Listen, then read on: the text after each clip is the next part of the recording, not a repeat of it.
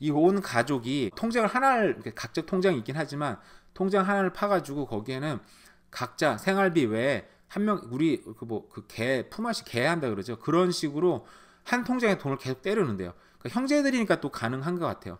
형제들이니까 돈을 때려 넣는 거 매달 뭐 한 가정당 1,000불씩 정해놓고 때려 넣는 거예요. 그렇게 8명, 10명 모여서 때려 붓는데요. 그러면 한 달에 한 10,000불씩 부을 수 있는 거예요. 그 통장 하나에. 1년이면 1억 넘게 모입니다. 그러면 그게 2년이면 2억 넘게 모이는 거예요. 그래서 그 사람들은 그렇게 집을 하나 렌트라든지 집이 없으면 그 돈으로 먼저 집을 하나 산대요. 큰 집을 어느 정도 디파짓이 되면. 근데 그 수익이 여러 개가 있으니까 집을 나름대로 쉽게 사는 거예요. 그 집에 다 모여서 들기 살면서 돈을 똑같이 또 때려 넣기 시작해요. 8명. 근데 그 중에 또 친척이 오면 또 꼬려들여서 또 시작한대요. 그래서 돈이 또 모이면 그 돈으로 첫째 비즈니스를 산대요. 그러면 비즈니스가 생기면 그 비즈니스 살리기 위해서 온 가족이 총출동해가지고 뭐 무료로 가서 일해주고 막 어떻게 해가지고 그 비즈니스를 2, 3년에 이제 살려놓은대요. 그 사이 통장에 돈이 또 쌓였겠죠. 그러면 이 통장을 디파짓 모인 것 같고 둘째 비즈니스를 또 산대요. 그러면 또 온 가족이 총출동해서 그 둘째 비즈니스를 궤도에 올려놓고 살려놓고 또 그 사이 2, 3년 걸릴 때 이 통장에 또 돈이 쌓이겠죠. 돈이 쌓이면 이 돈의 그 속도가 점점 빨라진대. 왜냐면 다들 벌이가 좋아지니까. 속도가 더 빨라지면 셋째 비즈니스를 사고 또 넷째 비즈니스를 사고 그러고 돈이 더 빨리빨리 쌓이죠. 그 돈 갖고 또 둘째 집도 사고 셋째 집 사고 넷째 집도 사고 그러려면 이렇게 되려면 가족 중에 첫째나 이런 사람들이 파워가 굉장히 세다 그러더라고요. 그러니까 완전히 그냥 온 가족을 휘어잡아야 되는 거예요. 강제로 못 빠져나가게. 우리 피라미드처럼 탈퇴하면 죽인다고 쫓아다녀야 될 것 같고 어떤 식으로. 근데 이 중에서 아주 친한 친구나 또 친척이나 또 껴든다 그러더라고요. 같이. 근데 그 사람도 돈을 때려 넣어서 마지막 순서에 또 비즈니스 사주고 집까지 사준대요. 근데 제가 이제 캘거리에서 만난 같이 일하는 아줌마 나이가 굉장히 많아서 아직 50 넘었으니까 당시에 세 형제가 있는데 세 형제가 다 집도 사고 비즈니스 다 있다 그러더라고요. 자기는 없고.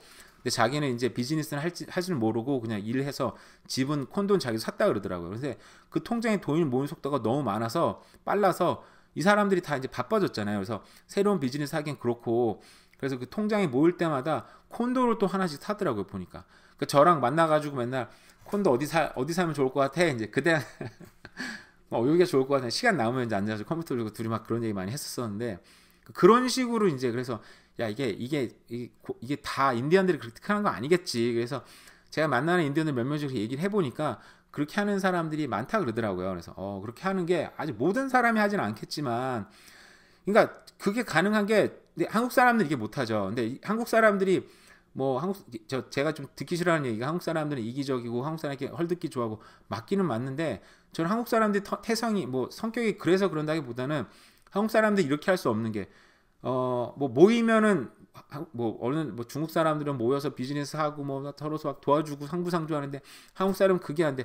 저는 한국 사람들이 그냥 그만큼 선진국이 됐다, 잘 살게 됐다라는 생각이 들어요. 일본 사람들 보면 절대 뭉치지 않고 해외 나는 사람 특히나 그렇거든요. 왜냐하면 그 사람들 개인주의가 굉장히 발달했기 때문에. 프랑스 사람들이 그럽니까? 미국 사람들이 그럽니까? 잘 사는 사람들은 그렇지 않잖아요. 저는 그만큼 한국 사람들이 너무 되게 잘 살게 됐고 수준이 올라갔고 경제적으로 부유해지다 보니까 이런 방식으로 살 수 없다라는 거죠. 저는 그냥 그렇게 좋게 생각을 해요. 근데 어쨌든 인도 분들이 고국에서 많이 못 사는 사람 많이 있을 거냐, 그죠? 그런 사람들이 여기 와서 2, 3년 개고생하면 나중에 비즈니스 사줄게. 우리 그 그룹에 들어와. 2, 3년 뒤면 비즈니스 할 거야. 4, 5년 뒤면 네 차례는 그래 5, 6년 되겠지. 와서 힘들겠지만 개고생하면 할게. 그랬더니 자기 동료들이 사는 거 모습을 봐 희망이 생길 거 아닙니까? 그죠? 나도 2, 3년 더 고생하면 2, 3년 보니까 동료들이 사네. 2, 3년 고생하면 나도 하나 비즈니스 받을 수 있겠네. 열심히 하자. 나도 계속 돈 때려 넣자. 그리고 비즈니스가 생기면 좋은 게 주변 사람이 도와줍니다. 그 가족 그룹 사람들이 가서 도와주는 거예요. 그래서 최저임금을 받는 인디안 사람들이 집을 살 수 있고 비즈니스를 살 수 있더라고요. 보니까. 네, 이게 뭐 이 방식이 무조건 좋은 것도 아니고 한국 사람이 이렇게 못하니까 못한다는 그게 아니고 인도 사람들은 상대적으로 이게 이런 방식이 우리 쉽게 얘기하면 우리 부모님 세대에서는 할 수 있었던 일이었다고 생각이 들어요. 그때는 우리 부모님 세대는 돈이 없을 때 정말 뭐 그 뜨거운 때학빛에 중동으로 나가서 공사장에 일하면서 외화를 보셨고, 그죠? 그리고 또 베트남 전쟁에 참전해가지고 거기서 또 뭐 국가에도 돈을 많이 벌었지만 어쨌든 돈을 벌어서 돌아오시고, 그죠? 그런 것들 국제시장 같이 얘기가 돼버리네. 옛날 영화 있었잖아요.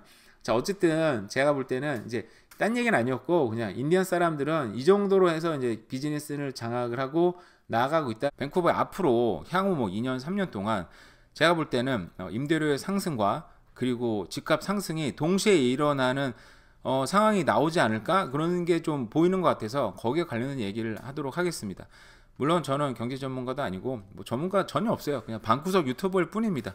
저한테 화내지 마시고, 여기 나오는 뉴스들은 제가 만들어낸 뉴스들이 아니고 굉장히 공부 잘하시는 분들이 뭐 모기지 주택공사 여기 나오죠 하는 분들이라든지, 아니면 부동산 협회, 그리고 정부 자료들에 만든 겁니다. 저는 그거에 대해서 읽어보고 제 생각을 얘기하는 것 뿐이니까. 어쨌든 볼게요. 자, 모기지 주택공사에서 경제 전망을 내놨는데, 자, 메트로 밴쿠버 임대료가 향후 2년 동안 계속 상승할 것이다.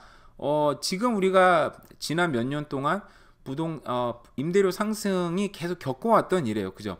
이 지난 몇 년뿐만 아니라 뭐 지난 10년 동안 뭐 자료가 정확하게 뭐 찾아보진 않았는데, 제가 밴쿠버에 한 20년 전에 한번 잠깐 유학을 했었는데 그 이후로 계속 상승하지 않았나요? 그죠? 떨어진 때도 있긴 있었을 텐데 단기간에 뭐 1, 2년 떨어졌나? 그죠? 어떤 금융위기가 났을 때 좀 떨어졌을 것 같기도 하고. 근데 그 뒤로 또 계속 상승. 중장기적으로 계속 상승했다. 왜? 돈의 가치는 계속 떨어지고 있으니까. 그죠? 인플레이션은 계속 있으니까. 그건 너무 이제 상식적인 얘기인데, 임대료는 현재 방 2개 침실 주택 임대료 이 평균 가격인 것 같아요. 2,380달러.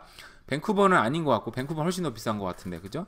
근데 이게 2026년에는 불과 2년 뒤에는 2,800달러, 그러니까 거의 뭐 420달러면은 거의, 그죠? 어마어마한 상승이 일어날 것 같다. 여기서 굉장히 많이 상승하는 건데, 그럼 20% 이상 올라가는 거네요. 그죠? 자, 가격 상승의 주요 원인은 공실률이다. 공실률. 지금 빈집 찾기가 굉장히 어렵다는 거죠. 그만큼 이민자들 많이 들어왔고 인구는 늘어나고 있고, 근데 인구만 늘어나는 걸 우리가 생각해야 되는 게 아니고 세대 수는 점점 분화하고 있습니다. 왜냐면 저도 지금 이제 대학교 간 아들이 있는데 뭐 2, 3년 뒤에는 대학교를 졸업할 거예요. 그죠? 근데 집에 있을지 나갈지 모르겠지만 집을 나간다. 제 주변에 제 또래 이제 계신 분들도 고등학교 졸업하면 애들 얘기로는 뭐 나 나가 살려 막 이런 얘기 하더라고요. 임대료 얼마인 줄 알고 잘 모르니까 그런 얘기 하는 것 같긴 한데, 어떤 직장을 잡으면 나갈 수 있죠. 그럼 세대는 분화하는 거예요. 그죠?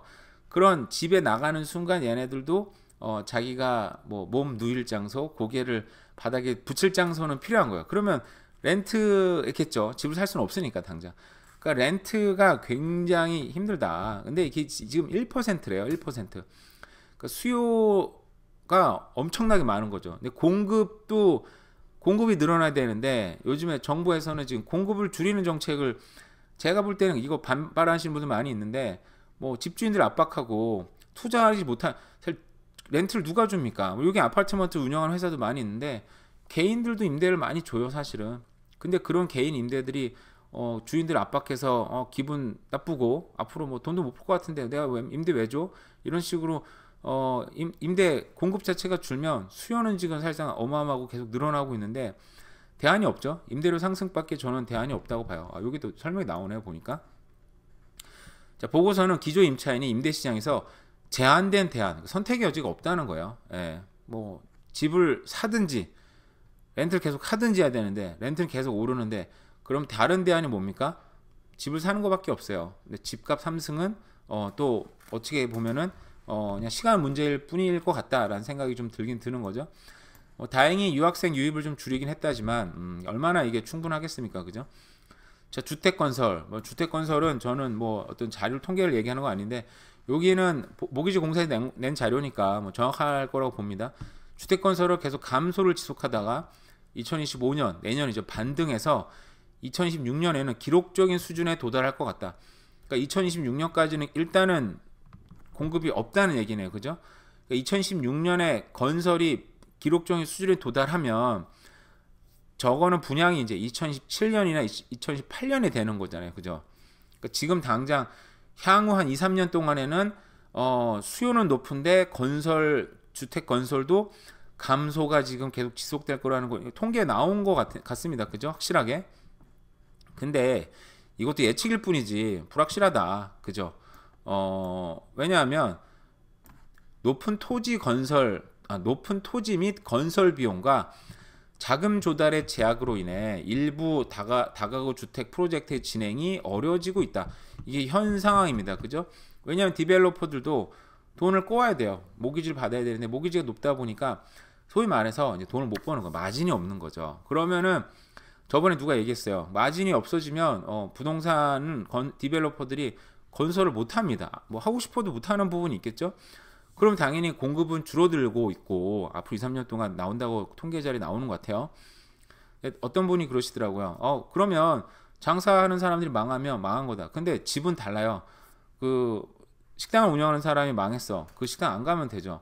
뭐 당구장 운영, 뭐 만화방 운영, 뭐 예를 들면 그런 업체들이 망했어. 안 가면 되는 거예요. 근데 집은 다르잖아요. 집은 필수제라서 어떻게든 집은 살아야 돼요. 길거리에 나앉을 수는 없잖아요. 그죠? 근데 뭐 건설업자들이 좀 힘들어지고 망했어. 예를 들어서 그래서 공급이 줄어든다. 수요는 높은데 우리가 수요 공급을 계속 얘기하고 있지 않습니까? 그죠? 그래서 집을 올라가는 거는 굉장히 좀 시간의 문제일 뿐이다. 이것도 그런 생각이 들긴 하고요. 자, 그리고 고금리 현상이 장기화되면 리스크가 있다. 더 심해진다. 공급이 더 줄어들 수 있다라는 얘기를 하고요. 근데 만약에 상황이 좀 좋아지면 코키틀람, 포코, 포트미디, 메이플리지, 서리, 델타, 랭리 등 밴쿠버의 지자체들의 토지 가격 하락으로 당분간 임대주택 건설 붐이 일어날 것이다. 자, 임대주택 건설 붐이 일어나는 건 주택 가격하고 크게 상관은 없습니다. 사실은 제가 볼 때는 임대주택하고 주택 가격하고 제가 볼 때 따로 놀 것 같아요. 왜냐하면 임대주택이 사람들의 어떤 근본적인 어떤 욕구 있잖아요. 내 집을 사서 내 자산을 늘리고 싶고 내 자녀들과 이민생활, 편안한 캐나다 생활을 하고 싶다는 그 근본적인 욕구를 충족시키지 못해요. 사실은 임대주택 들어가면 당분간은 주택은 이제 주택 난을 해결할 수는 어느 정도 도움이 될 수는 있겠죠. 근데 사람들이 장기적으로 그럼에도 불구하고 임대주택보다는 나는 내 집에 살고 싶다라는 못하기 때문에 주택 가격에 크게 영향을 주지 않겠다라는 게 제 생각이긴 합니다. 자, 보고서는 2024년에 메트로 밴쿠버 전역에서 주택 매매가 활발히 이루어질 것으로 예상하면서 2024년에 기점으로 하락이 멈추고 2025년, 2026년에는 2022년의 고점을 넘어설 것으로 좀 예측했다. 이게 뭐 부동산 모기지협회 보고서 반대로 가면 돈을 번다라는 그 주장도 몇 번 들어봤어요. 그것도 맞을 수 있을 겁니다. 근데 주택 구매자들의 희망이 72%가 금리 인하를 기다리고 있다. 이게 신호탄이 될 거라는 생각이에요. 지금 매물이 많이 늘어나고 있고 공급량도 늘어나고 있어요. 사람들이 지금 집을 많이 내놓고 있어요. 여러 가지 여건상 제가 볼 때는.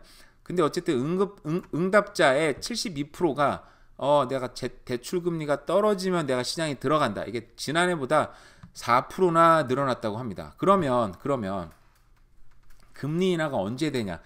근데 지금도 사실은 주택 담보 대출이 되게 높아요, 사실은. 근데 집값이 떨어지는 건 지금 사실상 멈췄잖아요, 그죠?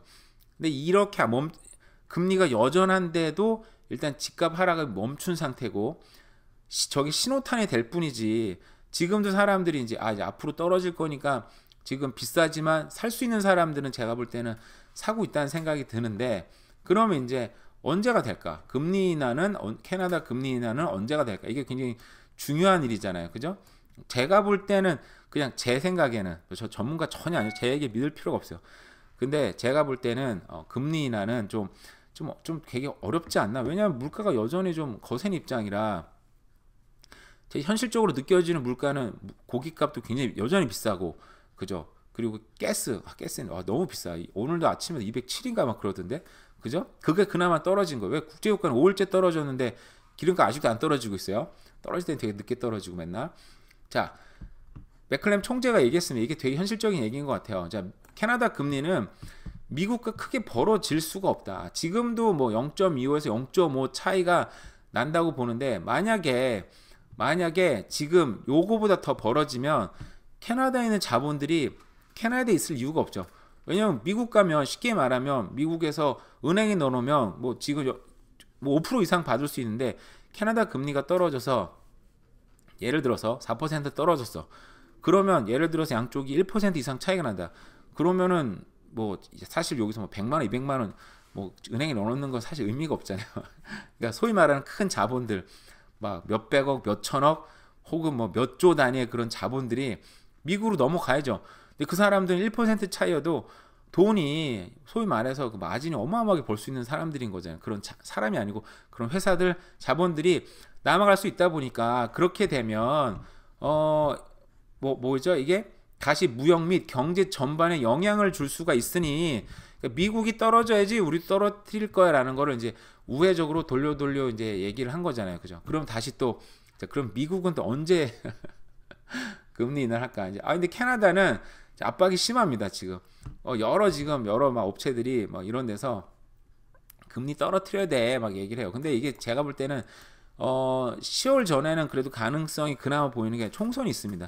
총선 때 쉽게 말해서 금리를 좀 떨어뜨리면 경제도 활성화되고 특히 자영업자들이 이제 좀 더 좋아할 수 있겠죠.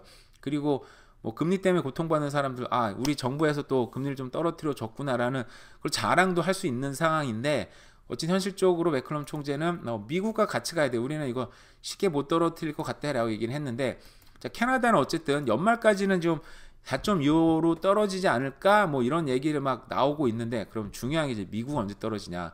근데 미국도 참 애매합니다 지금. 그러니까 7월부터 12월 사 한 번쯤은 떨어뜨려야 될 것 같은데 근데 미국도 중요한 게 대선이 있어요 또 대선이 있어서 이 기사가 저는 이제 제일 현실적으로 썼다고 생각해요. 이게 우리가 이제 연방준비은행도 정치적으로 독립돼 있긴 하지만 사실상 독립돼 있지 않죠. 정치 영향 많이 받습니다 실질적으로. 근데 대선이 지금 있는 입장에서 뒤에 바이든이 지켜보고 있죠. 매의 눈으로 지켜보고 있습니다. 그래서 만약에 대선 전에 떨어뜨린다. 그 바이든한테 좋죠. 바이든이 대선 직전에 금리가 좀 떨어져서 그러면 당연히 뭐 주식도 좀 오를 테고 집값도 좀 오르고 사람들이 또 뭐 경제 또 자영업자도 좀 좋아할 테고 그런 표들이 올 수 있으니까 좋은데 이 또 경쟁하고 있는 트럼프 입장에서 이게 자기가 대통령 될 수도 있잖아요. 그죠? 내가 대통령이 된 다음에 금리를 떨어뜨리면 나는 금리를 떨어뜨린 대통령이 되는 것 같아. 그리고 자기 대통령 된 이후에 주택 가격도 오르고 주식도 오르고 뭐 경기가 좀 좋아진다. 그러면 자기 자랑이 되자는 거죠. 취임하면서 거 봐라. 내가 취임하자마자 내 경제를 이렇게 살렸잖아. 이런 또 대통령이 되는 거예요. 그래서 파월 입장이 굉장히 난처하다. 뭐 그 똑같은 입장으로 매클럼 총재도 지금 난처한 입장인 것 같아요. 왜냐하면 지금 리버럴 인기가 별로 없어요, 그죠? 제가 아까 봤었는데 보니까 그 온타리오 중에서는 지금 포드 그 사람이 주지사인가요? 아니면은 시장인가요? 토론토 시장인가요? 헷갈렸는데 어쨌든 그 사람이 보수당인데 보수당에서 선거에서 이겼어요. 그 리버럴은 떨어지고 보수당의 인기가 지금 많아지고 있는 상황에서 이 사람도 총선 전에 금리를 떨어뜨리면 트루도 총리한테 지금 약간 좋은 상황이 될 수도 있고 근데 보수당이 예를 들어서 선거를 이겨서 보수당에서 정권이 잡은 다음에 금리를 떨어뜨린다. 그럼 보수당이 또 자랑거리가 되는 거죠. 이거 봐라. 보수당이 오래간만에 집권하니까 경제 좋아지잖아. 집값 오르잖아. 금리 떨어졌잖아. 이런 자랑이 되기 때문에 지금 이 연방은행 총재들의 어떤 입장이 굉장히 난처하다는 생각이 들어서 이게 또 하나의 어떤 주요한 또 관전 포인트가 될 것 같은데 근데 금리와 별도로 제가 오늘 드리고 싶은 말씀은 밴쿠버 임대료 2년 동안 계속 오를 것 같다. 그리고 금리랑 상관없이 집값도 지금 금리가 안 떨어졌는데도 집값도 하락도 멈춘 상태고 여전히 수요는 존재하기 때문에 임대료와 집값이 동시에 오르는 어떻게 보면 밴쿠버 부동산, 캐나다 부동산에서는 굉장히 힘든 시기 특히나 집을 살려는 분들한테는 좀 굉장히 좀 최악의 시나리오가 나오지 않을까라는 생각이 듭니다. 제가 걱정돼서 하는 얘기입니다. 저도 뭐 집주인이고 집이 있긴 하지만 집값 오르는 거에 대해서 뭐 그렇게 달갑지는 않아요. 그냥 그렇죠. 솔직한 심정이고 어쨌든 이런 것도 좀 염두에 두고 앞으로 집 구매하는 것도 좀 생각하셨으면 하는 생각에 막을 찍었습니다. 어쨌든 오늘 남은 주말도 잘 보내세요. 감사합니다.